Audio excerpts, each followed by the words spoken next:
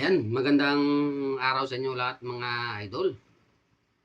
Ngayong araw na to ay bigyan natin ng reaction video itong ginawa na pagwala ito ni Diwata sa gitna ng kalsada mga idol. Lang lagi. Hindi po kami pwede mamili sa inyo. Hindi kasi nakikita ko lagi ganun. Alam nyo, May mga Diwata.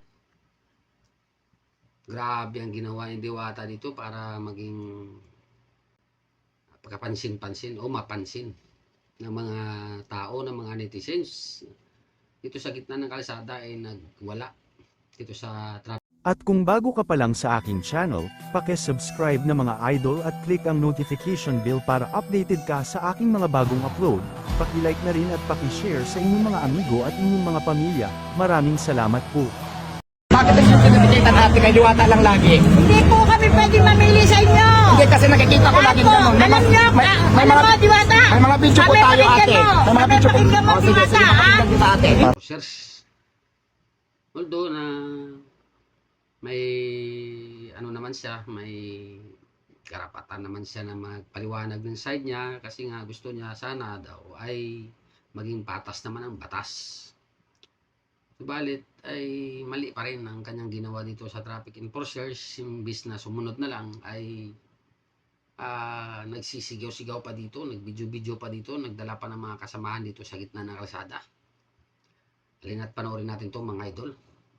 Pakinggan mo, O, sige, Diwata, pakinggan kita ate. Para pantay kumain sa inyo. Yes, opo. Eto, hindi mo ito pag-aari. Kuya, ang laki ng mga signages natin. Yes ate. Ano ibig sabihin nito? Ate.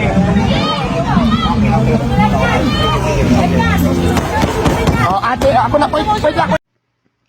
Yan nga at inyong napapanood ang kanyang ginawa dito na nagsisigaw, nagbibidyo-bidyo at nakipagkumprontahan dito sa may ano na to, sa may traffic enforcers na to. Ang gusto lang naman ng traffic enforcers na sumunod sa batas ang kanyang siguro tindahan yan ng kanyang parisan na maglagay ng tamang parkingan kasi may pera naman siya. Yun siguro ibig sabihin. Ang kay Diwata naman dito ay gusto niya na dapat yung kabila ganun din ang ginagawa. Siguro parehas lang din naman sila pinagsabihan kaya lang yung Diwata na kumbaga nagpapansin sa public. At siguro nga ay medyo hindi na kasi siya masyadong pinapansin masyado ng mga tao ngayon kaya siguro gumawa siya ng mga eksena na kagaya nito. Yan at panoorin lang yung mga idol ang kanyang ginagawa na yan. Pwede ako naman ate. Ako naman pwede. Wait lang. Tanong ko lang ate. Bakit ang kabilang kainan hindi mo tinitikitan ganito rin sa isang area lang din? Sa'yo, puntahan mo doon. May mga video ako te. Puntahan mo ngayon doon. May mga video tayo. May mga video tayo. Laging Diwata Pares.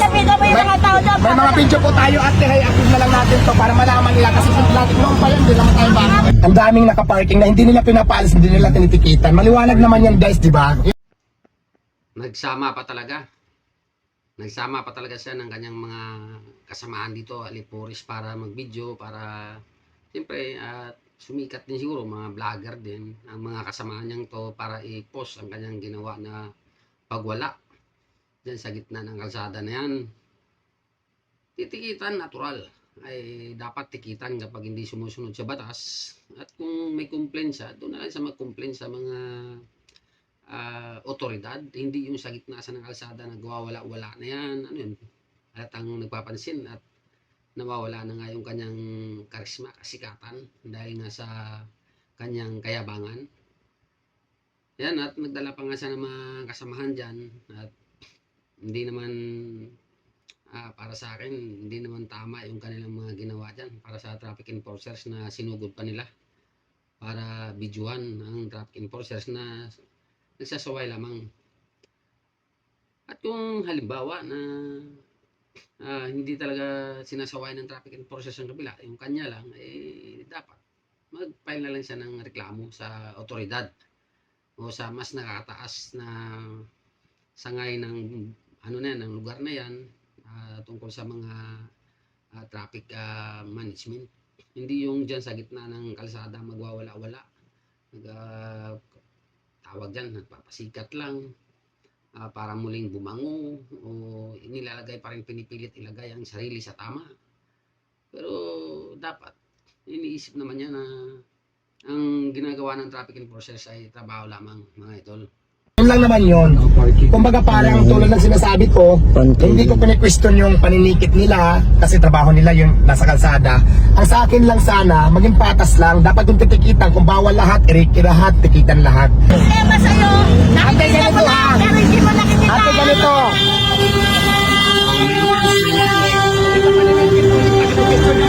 Yung patas na paninikit mo, yung kabilang kainan yung titikitan. Saan naman hindi ko sinusunod? Ano bang hindi ko Tanungin mo sinunod? sarili mo, tanungin mo yung Ano sarili hindi mo. At dyan nga, kung makikita nyo, talagang matindi ang pagwala niya talaga dyan. Nasa gitna yan ng kalsada. Dapat, ang ginawa niya, hindi siya dyan nagwala. Hindi siya dyan nag-complain ng nag-complain dyan sa gitna ng kalsada na yan. Dapat pumunta siya doon sa may otoridad, kung ano man ang nakasakop dyan sa traffic enforcers na yan, sa traffic management ng naturang barangay or naturang lugar. Dapat doon siya dumulog. Hindi kagaya niya na nagdala siya ng mga grupo niya dyan, ng kanyang mga kasamahan dyan para bidyuhan, mag-iskandalo dyan sa gitna ng kalsada na yan. Eh kung sumunod na lang siya sa batas at tumahimik na lang at magreklamo na lang kung bakit yung kabila hindi niya hinuhuli, hindi tinitikitan. Eh samantalang ako lagi nilang tinitikitan. Dapat ganyan ang ginawa niya dyan sa may ano niyan, dyan sa klaseng nireklamo niyang yan, hindi yung dyan sa magwawala sa gitna ng kalsada na yan. Ano yan, kukuha ng simpatiya,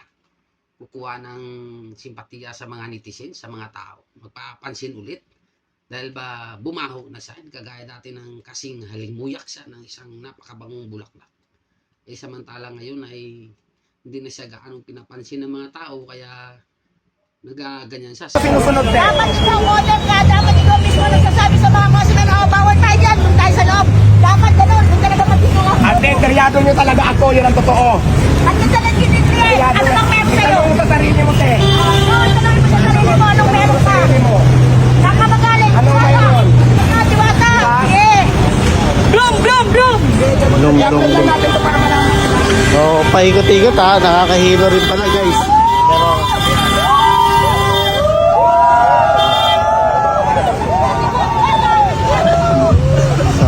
Hindi kasi kayo patas, ipatas nyo para walang problema.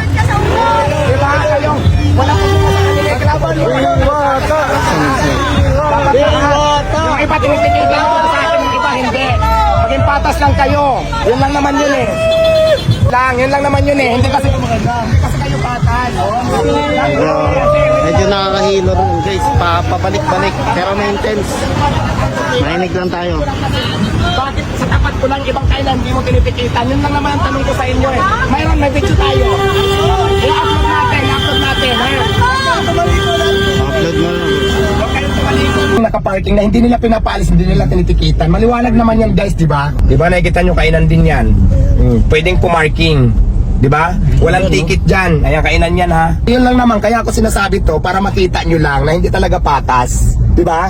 Oo, tinatiming talaga nila na kainan. Siguro naman makikita nyo na kung gaano ka hindi patas talaga. So yun lang naman kung bakit ako nag-iingay, hindi ko question yung pang-ticket nila. Ang tinatanong ko lang lagi, bakit dito lang sa tapat lagi ni Diwata ang hinuhuli nila? Ayan, at kayo na balang humusga sa ginawa ni Diwata kung mali man ang aking salaysay kung ano ang aking nararamdaman at nakikita sa bagay na yan, ay kayo na bahala humusga ng sa inyong paningin kung sino ang tama at mali dyan. Kasi ang traffic enforcers nagsaway, ini-implement ang batas, at si Diwata nagrereklamo kasi nga daw yung iba hindi daw sinasaway, hindi daw ginagano ng traffic enforcers. Pero parang sa tingin ko naman, ginagawa naman siguro ng traffic enforcers yan. Kailangan hindi natin alam kung sinusunod din ng kabila. Pero dapat i-file lang ng reklamo doon sa may otoridad. Yan mga idol, kayo na bahala at God bless sa ating lahat mga idol. Itong reaction video na to para kay Diwata ay magsisilbing aral dito sa mga taong mapagmataas na at masyado nang lumaki ang ulo, na hindi na siya pwedeng pagsabihan, hindi na pwedeng ipatupad ang batas para sa kanya. Ay yan, nagrereklamo agad kasi nga marami nagbibigay ng simpatiya sa kanya.